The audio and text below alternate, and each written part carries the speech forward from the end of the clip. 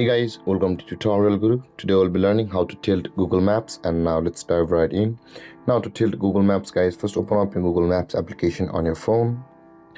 And after opening your Google Maps, guys, there are two ways that you can tilt your Google Maps. Either you can tap on the screen with your two fingers and swipe up and it will be tilted like this, you can see, guys. And now in order to tilt it to the regular one, tap on the screen with the two fingers at top of the screen on the map and swipe it down like this. Or you can just tap on the GPS icon or your locationing icon at the bottom right corner of the screen over here, just above the direction icon.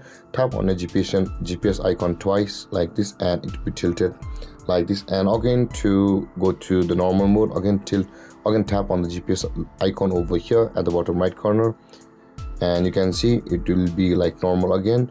So either to tilt your Google Maps, either you can tap on the maps with your two fingers at the bottom side of the screen and swipe it up like this and do the reverse, or you can just tap on your GPS locationing system at the bottom right corner of the screen just above the direction icon over here. Tap on it twice and it will be tilted like this, and again re-tap on it twice and it will go to the normal view of your Google Maps.